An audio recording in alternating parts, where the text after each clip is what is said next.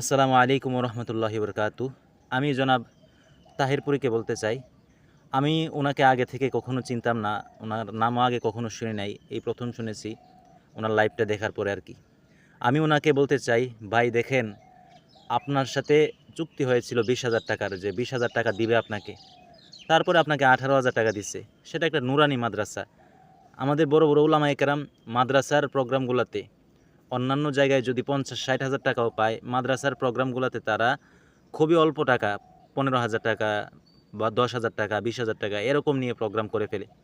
আপনি তো তেমন কোনো আহামরি বড় কোনো বক্তা না যে আপনাকে যেটা বলেছে সেটা হুবহু এভাবেই দিতে হবে। 18,000 দিয়েছে, 20,000 এর কথা ছিল। এটা তো আপনার উপর জুলুম করে নাই। আপনি তো ওয়াজও করেছেন মাত্র 40 থেকে 45 মিনিট।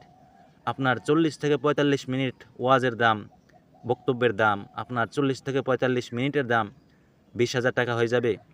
আচ্ছা, সেটা ভিন্ন কথা। আপনাকে 18,000 টাকা দিয়ে তারা একটা অন্যায় করছে, ধরলাম অন্যায় করছে।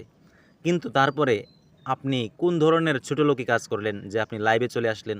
লাইভে এসে এইভাবে আপনি যেভাবে বলতেছিলেন মনে হয় যেন আপনাকে 2 টাকার নোট ধরিয়ে দিচ্ছে, আপনাকে 5,000 টাকা ধরিয়ে দিচ্ছে, আপনাকে 2,000 টাকা ধরিয়ে দিচ্ছে। এরকম না, 18,000 টাকা দিচ্ছে আর 2,000 টাকা দেয় নাই।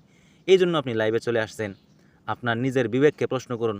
আজকে গোটা জাতি, গোটা দেশের মানুষ আপনার বিরুদ্ধে লিখতেছে। আপনার কাজের কারণে আপনার অসম্মান হয়েছে কিনা বলেন?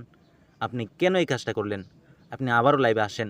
ওই মাদ্রাসার মুহতামিম সাহেবের কাছে এবং মাদ্রাসার মাহফিলের কমিটির কাছে আপনি ক্ষমা চান লাইভে আইসা, যে আমি যা করেছিলাম তা ভুল করেছিলাম।